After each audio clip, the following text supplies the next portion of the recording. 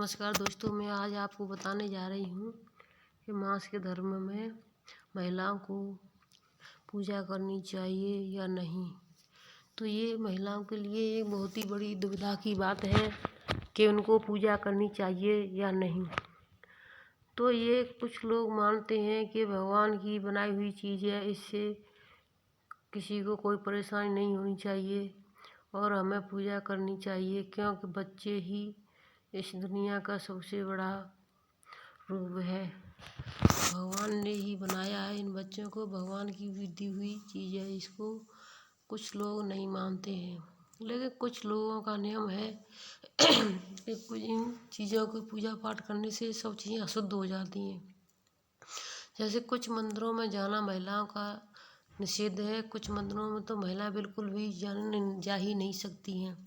तो पूजा पाठ कैसे गंगा में हाथ धोएं या ना धोएं, हमें तो इस चीज़ को हमें बिल्कुल ध्यान रखना है। तो मैं आपको बता दूं, पूजा तो आप कर सकते हो, लेकिन इसमें अर्घ भी दे सकते हैं, लेकिन आप नहीं, किसी और के द्वारा आप अर्घ दिलवा सकते हैं। क्योंकि इसमें ये गणेश चतुर्थी की जो पूजा है, इसमें विष्णु भगवान और सभी देवी देवताओं का होता है, वास रहता है। क्योंकि जब वो गणेश जी को गणेश भगवान की गर्दन काट दी थी, तो वो नाराज होकर उनकी पार्वती माँ को बहुत ही गुस्सा आया और सभी को क्रोध में भस्म करने के लिए कहने लगी। तो इससे सभी देवताओं ने उनको आशीर्वाद दिया। तो इसलिए सबका उनके पास वास रहता है और सभी को अपना अपना ध्यान रखना होता है। क्योंकि देखो, हर चीज़ का अटैचमेंट सब जो भी होता है वो माँ से होता है। जब माँ ही नहीं होगी तो बच्चे कैसे होंगे। तो बच्चों के बिना कुछ भी नहीं हो सकता है। तो कुछ लोगों का ये कहना बहुत ही बेकार है कि, लेकिन कुछ जो पुरानी रीतियाँ चली आ रही हैं उनको निभाते हुए कुछ लोग नहीं मानते हैं। तो इसलिए इस चीज़ को भी ध्यान में रखना पड़ता है। तो पूजा पाठ महामारी के 5वें दिन के बाद ही करनी चाहिए, सिर 1 से 2 बार धोने के बाद ही। और उस दिन आप व्रत को ना छोड़े, व्रत रख लें और व्रत से थोड़ी दूर बैठ जाएं और किसी और के द्वारा कहानी सुने। और कहानी सुनते समय इस बात का खास ध्यान रखें कि आप कुछ भी चीज़ों से, पूजा पाठ की चीज़ों से हाथ ना लगाएं और बाकी सारी पूजा आप खुद कर लें। और इस चीज़ का ध्यान रखें कि इसमें जो भी है,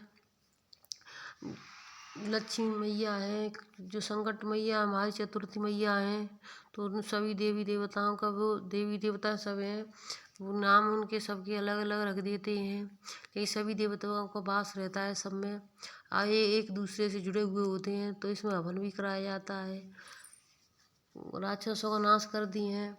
तो इसलिए इन देवी देवताओं में माता का तो रूप होती हैं बेटियां हमेशा, लेकिन इस चीज़ को कोई नहीं मानता है।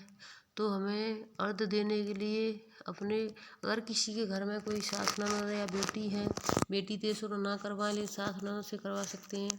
अगर कोई नहीं है उनके घर में तो हस्बैंड तो होंगे, उनके हस्बैंड की पूजा करवाएं और उन्हीं के हाथों अर्घ दिलवा दें। तो इस चीज़ से आपका पूजन और व्रत नहीं टूटेगा और आपकी पूजा भी सही समय से हो जाएगी। तो इस चीज़ का आपको विशेष ध्यान रखना है कि कैसे क्या करें और कब कब करें। इस पूजा का सही समय 8:20 से शुरू हो रहा है। 8:20 के बाद में ही पूजा शुरू होगी और चंद्रोदय का समय भी इसके बाद ही शुरू होगा। जैसे चंद्रोदय निकलते हैं आप अर्घ दे देना, अर्घ दे देंगे तो अब चंद्रोदय को अर्घ देने के बाद में आपकी पूजा समाप्त होगी। और जो तिलकुटा है उसका भी ध्यान रखें और सबको इसे बांट दें, जिसको देना चाहते हैं आप उसको दे दें।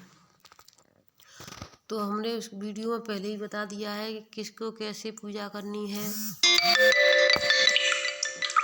और क्या क्या करना है, तो हमने आपको बता दिया पहले भी।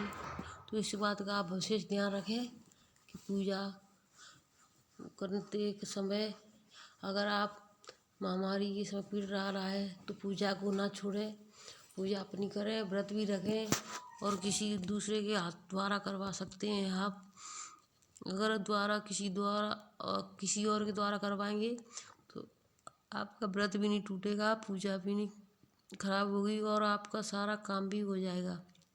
तो इस बात का हमेशा ध्यान रखना है आपको कि जो भी करेंगे वो सोच समझ कर करें। और जिसका घर अगर ज़मीन पक्की है तो वो ज़मीन पर पहले थोड़ी सी हल्दी डाल करके उसको थोड़ा पोंछ लें, लीप लें। और किसी का घर कच्चा होता है तो वो गोबर से लीपते हैं तो वो शुद्ध हो जाता है, तो हल्दी से आप लीप लें। उसके बाद आस्तिक बनाएं और रोली से आस्तिक बनाने के बाद में कलाया लोटे पे बांधें और उसके बाद ही आप पूजा शुरू करें अपनी। कुछ लोगों के यहाँ पट्टा रखा जाता है तो पट्टा रख लें, कुछ लोगों के यहाँ पट्टा नहीं रखा जाता है तो वो बिना पट्टा के ज़मीन पर ही रख लें और पूजा करें। तो जब भी कहानी सुने तो तिल हाथ में ज़रूर रख लें, क्योंकि अगर हाथ में तिल नहीं रखोगे तो पूजा की कहानी कैसे सुनेंगे। तिल हमें हमेशा हाथ में ही रखना है कहानी सुनते समय। तो मैंने बता दिया आपको, हमारी इस समय पूजा करना खुद को नहीं करनी है, किसी और के द्वारा करवा लें। कहानी सुन सकते हैं आप पास में बैठ करके, जिससे आपका व्रत भी नहीं खराब होगा और आपकी पूजा भी हो जाएगी। पूजा और अब हमारी उसी समय आती है या 1-2 दिन पहले से होती है तब भी नहीं कर सकते, क्योंकि पीरियड का समय 5 से 7 दिन का होता है। 5 दिन के बाद सिर धोते हैं तो उसके बाद भी फिर एक बार और सिर धोना चाहिए, उसके बाद ही पूजा करें। तो हमारा वीडियो आपको पसंद आया होगा। मैं आशा करती हूँ कि आपको हमारा वीडियो ज़रूर पसंद आया होगा। तो प्लीज़ लाइक शेयर सब्सक्राइब करें और सब्सक्राइब करना ना भूलें। आपको इसी तरह हमारी नई नई वीडियो मिलती रहेंगी। धन्यवाद।